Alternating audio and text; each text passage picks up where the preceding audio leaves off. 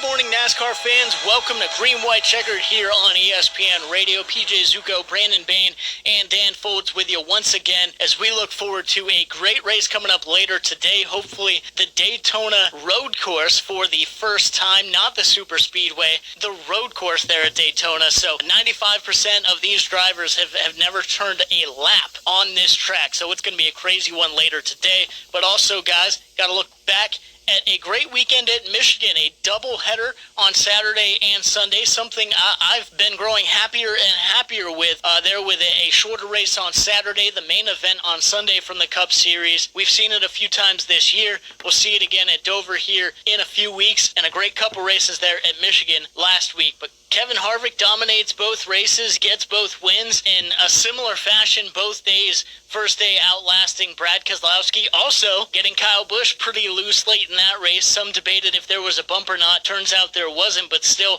got him loose, and at the end of the day able to close out the win over Keselowski. Yeah, PJ, super dominant performance there by Kevin Harvick in that first Michigan race. I mean, Ford track for sure.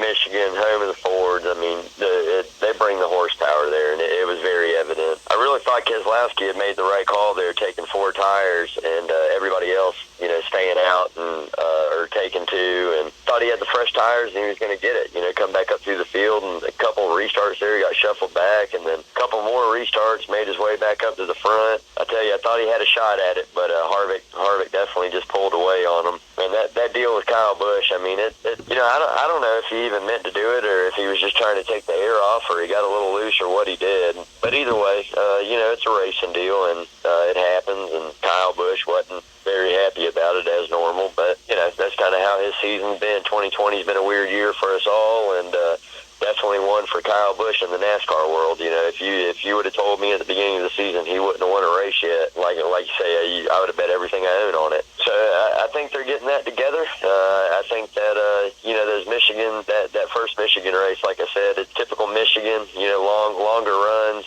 very high speed, getting that draft, getting that run was great to see all the different grooves that they were running, different lines they were running. I absolutely thought it was an amazing race. As I've been getting more involved with watching these races, you just got to admire this guy Harvick.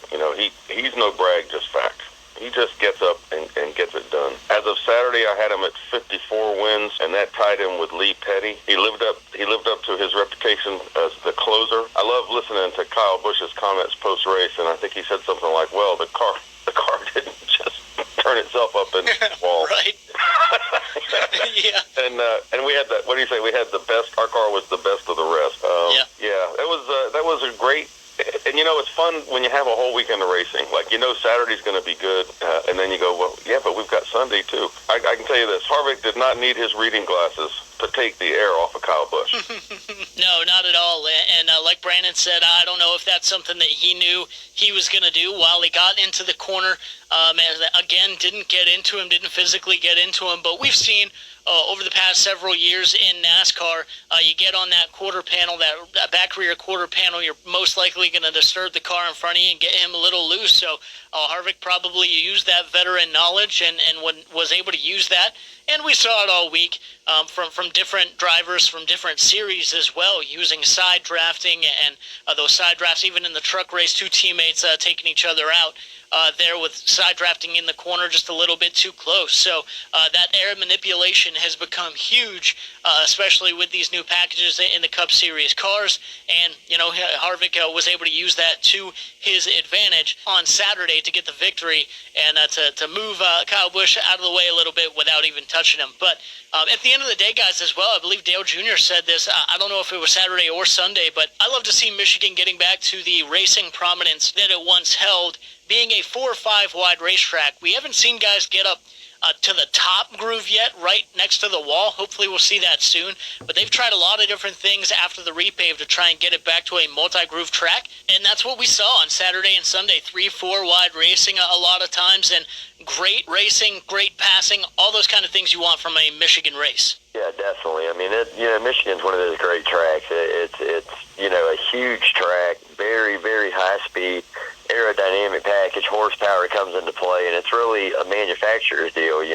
Everybody wants to win that one because it is such a prestigious history there at Michigan. And like you said, PJ, if we're to get back to multi-groove, man, it's really what that racetrack needed.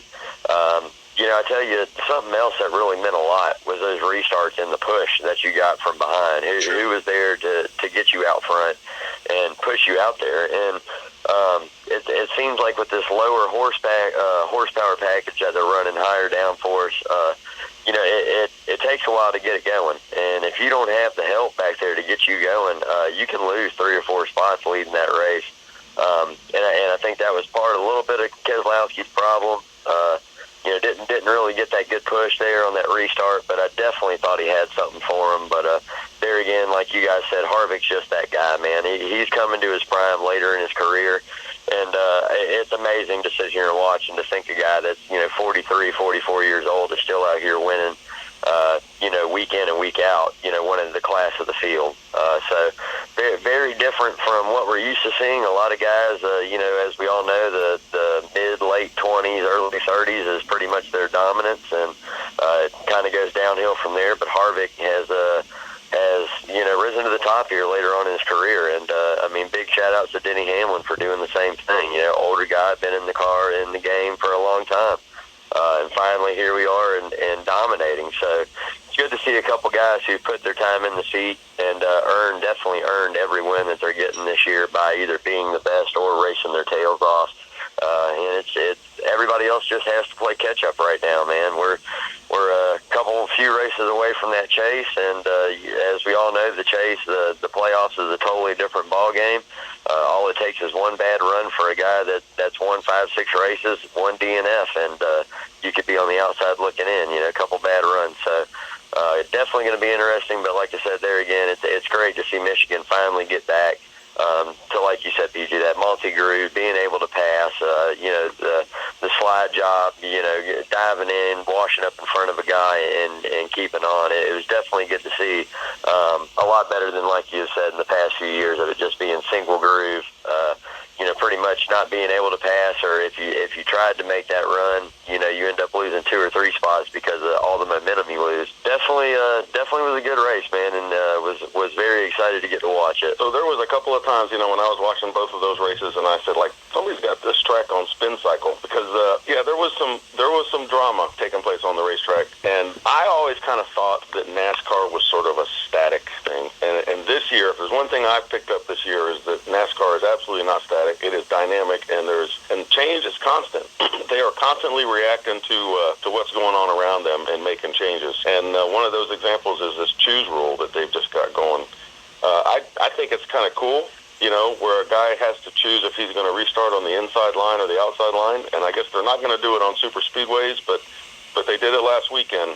I don't know if they'll do it on the road course today or not at Daytona, but they certainly did it last weekend. And it was funny to listen to some of the guys, some of the drivers' reactions. I believe this was a driver requested change, and I think the choose rule came out of dirt track racing where they would actually put a cone out there. I think they called it a choose cone. So they asked bad Brad Keselowski, what do you think about it? And he goes, well, when you eat chocolate, you want vanilla. Yeah, that's it, man. If you use the choose rule and it helps you and you get some spots, it advances you, well, then you like it. And if you use it and you don't advance, well, then you don't like it. It's a change. I never knew what silly season was, and then here we are right in the middle of it, and there's all kinds of changes taking place. The Levine family selling their racing team, and I guess Spire Racing, last I heard, Spire Racing is getting that. Drivers are getting shuffled around. Seats are getting shuffled around. Bubba Wallace has got a new sponsor. There was an announcement about him getting a new sponsor with DoorDash for, I think, 7 races. It was just a lot shaken. It's an interesting time to sit back and watch what's happening. And this has been a heck of a year for NASCAR from my perspective, and I know it's my first year really paying attention, but you think about it, they negotiated the coronavirus crisis, they came up with iRacing to provide America something to look at, they came back, the first sport that really came back in any style, and they have been, America's pastime this entire year. That's the best thing to say, is that NASCAR has now become America's pastime. Yeah, I think, Dan, it goes back to this, man. For the past few years, I'd say handful of years, the sport, as far as NASCAR, the racing's been getting better. They've been making some changes and doing some things. You finally got a chance to where there wasn't all this other stuff going on that everybody's interested football was done. As you said, the only sport in town. And it brought the spotlight to a sport to get to actually, for people to sit down and actually watch it and get into it, not just thinking, hey, these guys are just getting in a race car, turning left, they're just racing cars. No, it kind of spotlighted everything that they've been doing. And, the midweek races and the double headers, I mean, I think this is some stuff that they have been thinking about for some years. And finally, there was a time to use it, and there was no risk in doing it because there again, it was the only sport. So here we are. We've got the perfect platform to try all this new stuff. Like you said, the choose rule, which I'm a fan of on the short track. I think that's cool. Michigan, I didn't even know that they did it there until we talked about it on Wednesday, which was pretty cool too. Road courses, super speedways, bigger tracks, I can totally understand. You gain that track position and you put these guys behind you for a reason. And whenever, let's say, 13th spot's able to pull up beside you, especially on a road course or super speedway, it kind of takes the gist of it away. What's the point in racing so hard if we're just going to gain spots back? So I think if they use it correctly, it's definitely going to be a really good deal for the sport. Yeah, for sure, and we'll have to see how it plays out for the rest of the year. Made things exciting and fun there at Michigan on Saturday and Sunday. They won't use it on road courses or on super speedway, so won't see it today, but it'll be back at the intermediate tracks at Dover here in a week. But guys, we'll come back. We'll talk about that Michigan win on Sunday for Kevin Harvick, and then, of course, preview today's road course race at Daytona right here on Green White Checkered on ESPN Radio. All the time and the best live music in the Lowcountry. That's Coach's Corner. This week, check out the Charlie Fog Band. Friday night. Saturday is the Island Boys with Jason Courtney. And oh yeah, Nashville nights every Thursday. And of course, thanks to you, the fans, that make Coach's Corner #1 again and again. That's Coach's Corner. East Victory Drive in Thunderbolt. White and Checkered on ESPN Radio. And welcome back. It's Green White Checkered here on ESPN Radio. PJ Zucco along with Brandon Bain and Dan Foulds. Remember, you can hear Brandon Bain and Dan Foulds, see Brandon Bain and Dan Foulds at Coach's Corner every Wednesday night at 6 o'clock for Rubbin' and Grubbin'. If you can't get to Coach's Corner, you can check it out on Coach's Corner's Facebook live stream at 6 on Wednesdays, or ESPN Radio Savannah's Facebook live stream as well for Rubbin' and Grubbin'. Great food, cold beer, whole lot of fun, and of course some great NASCAR talk from Brandon and Dan, and certainly look forward to that every week. But guys, on Sunday, the second leg of the doubleheader, we had a little bit of everything, including a strong win once again by Kevin Harvick, leading 90 laps. A strong showing altogether by Stewart-Haas Racing with Clint Boyer leading 43 laps. We had Penske teammates dueling it out there at the end in first and second. That didn't come out very well for them there at the end. And then, of course, you have JGR finishing second, third, and fourth, but not quite being able to get the victory with Kevin Harvick outlasting Denny Hamlin. So a lot happened in that race. At the end of the day, coming off of turn 4, it was the two guys that have dominated 2020 trying to beat each other, and Kevin Harvick is able to outlast Denny Hamlin there on that final lap. Yeah, PJ, it was a little bit of deja vu there, man. Pretty much a repeat from Saturday. I mean, Kevin Harvick just dominated both of those races. I mean, like you said, Sunday you kind of felt like Hamlin might have had a shot there late. I know he made a comment on the radio saying he had something there on a little bit of a longer run. And it just didn't play out that way. Again, man, clean air, and Harvick got out front, and, as you call him, the closer, he closed it out, man. Very good runs for a few teams there, like you said, JGR getting the second, third, fourth, 3 top 5s, which is really good. There again, the 18 and the 19, Truex and Kyle Busch, you couldn't, I would have bet everything that you could have said, hey, they're not going to have multiple wins by this time in this year, just from the strength that those Toyotas have showed. So it's definitely different, man. And Dan, as you said, man, silly season going on, and we talk about it on Wednesday up there at Coaches. And for the past few weeks, before Keselowski signed that extension, I really thought maybe he was going to come back over to Hendrick and jump in that 48. And right now, the two guys, I mean, I keep saying Eric Jones is the guy that's going to take that car, but I tell you what, Austin Cindric said he's loyal but looking, and that kid has just dominated down there in Xfinity all season long. So with Penske not having a ride for him to move up to, or who knows what's going on with that. But silly season is definitely in effect, man, and somebody's getting ready to take over a very iconic number in the sport in that 48 car.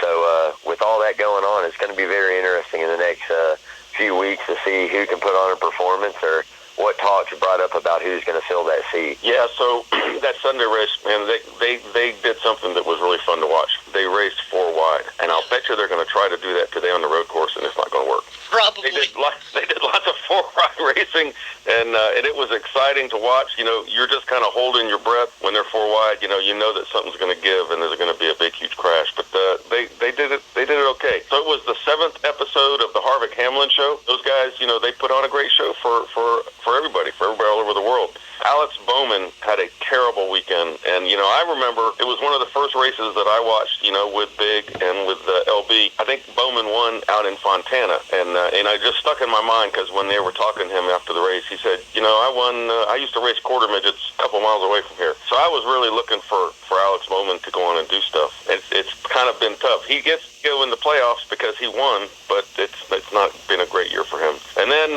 there's the real interesting thing. So imagine you're a team owner, and one of your drivers crashes another one of your drivers. So it happens. It happened when Brad Keselowski took out Ryan Blaney. They were first and second.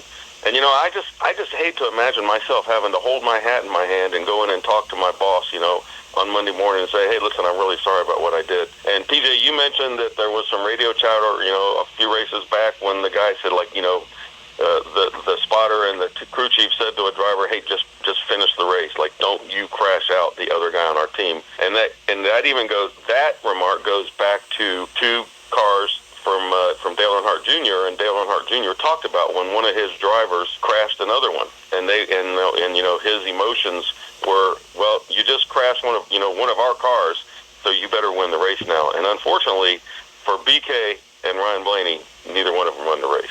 Yeah, and that's a tough spot to be in, whether you're the team owner, teammates, or even Joey Logano from the outside looking in. As you want at least to make the most of it, right? But neither one able to win. Both of them had to, ended up wrecking out, and then Joey Logano finishes 5th, so a good top 5, but no wins there for Team Penske at Michigan. And, they would have wanted to win. Brad Keselowski, a Michigan driver, would have loved to win at Michigan, has never won at Michigan, but not able to get it done there. And you talk about, teammates, and they were able to speak to the media after that wreck, so both drivers understood that it was Brad Keselowski's fault. Ryan Blaney said there would be no retaliation, that he understands what happened and was just bummed out. So that's a guy that I'll tell you right now, and that maybe I'm not going off on a limb too far, but I do want to say it. Ryan Blaney in a few years, if not very, very soon, he's going to be dominating and winning these races, period, end of story, and dominating and winning a lot of them.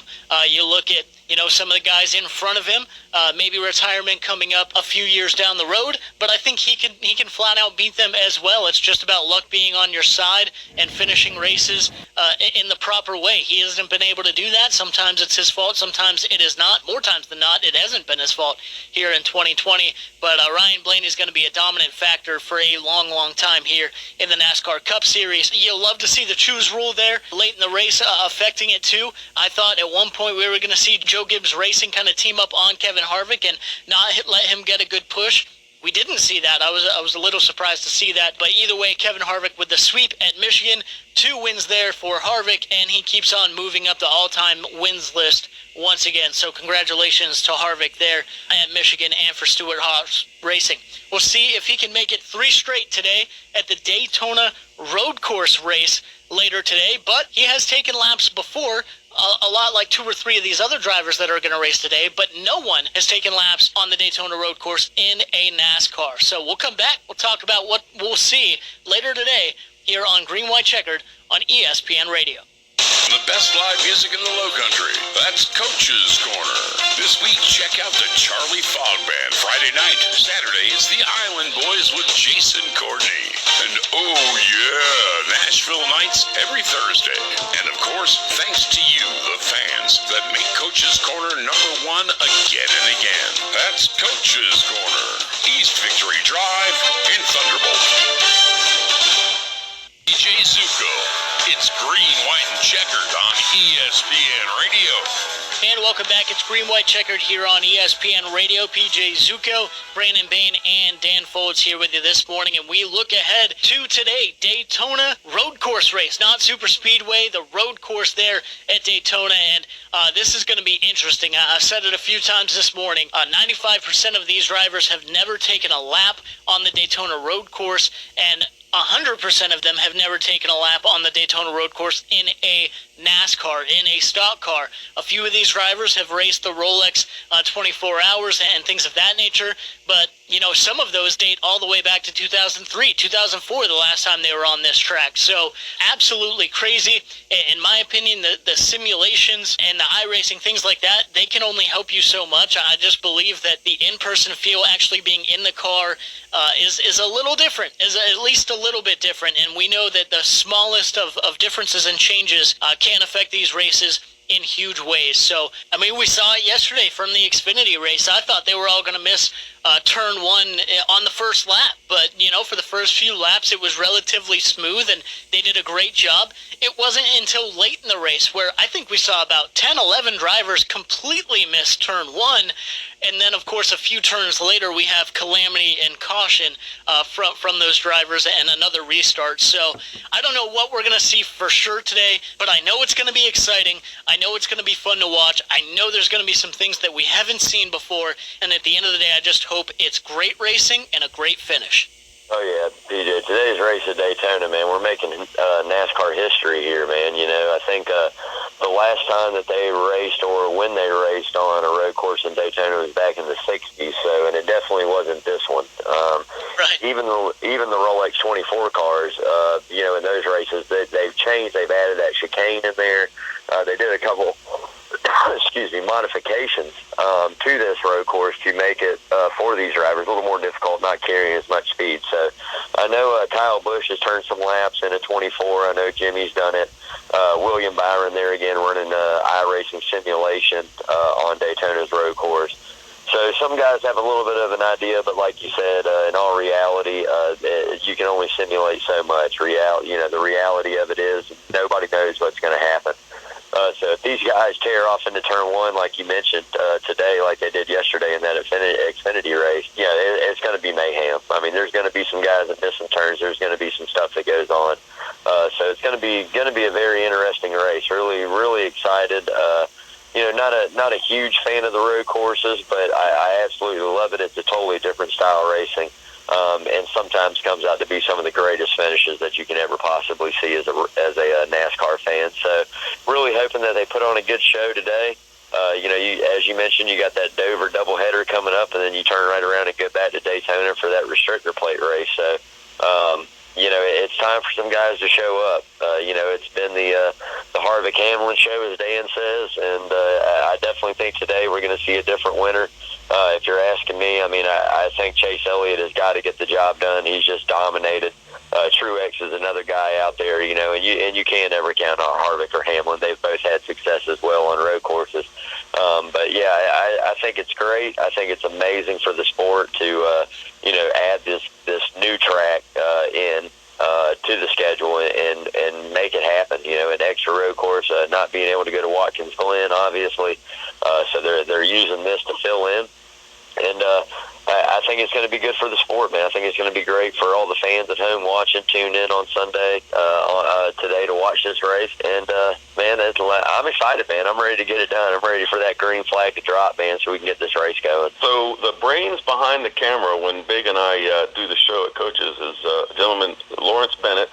And Lawrence is, he like Big and like you, PJ, Lawrence is a NASCAR aficionado, and he really knows a lot about it. And he comes up with a lot of good lines. And here's one. He wrote, the race today is sponsored by Go Bowling. And that's a great analogy because when they go into turn one, it's going to look like bowling pins tumbling everywhere. And I guess my question is it going to be a strike or a spare?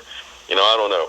Hey, but I know it's going to be fun. Listen, if you don't watch NASCAR races because you think NASCAR is a non-athletic sport centered around rednecks and all they do is go fast and turn left, turn on NBC today at 3 o'clock.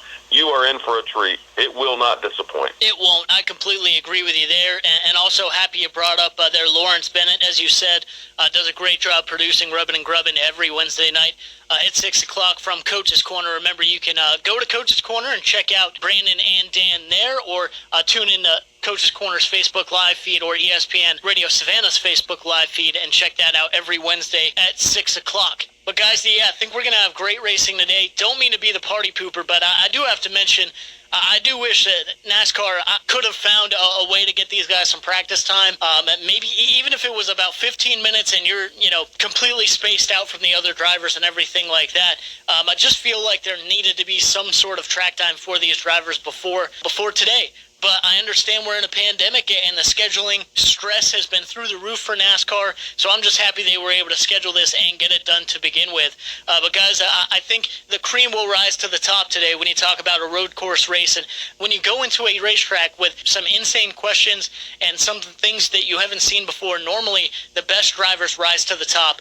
And, Brandon, you mentioned a few of those guys with Kevin Harvick, Chase Elliott, Martin Truex Jr.'s great road course racers. But I have to mention, too, Kyle Busch and Brad Keselowski. Brad Keselowski has had several great moments at road course races. And Kyle Busch, he's having a tough year. But, it only seems right if on NASCAR's craziest week of 2020, Kyle Busch were able to come in, break through, and get a victory. We'll see if he or Brad Keselowski can do that later today.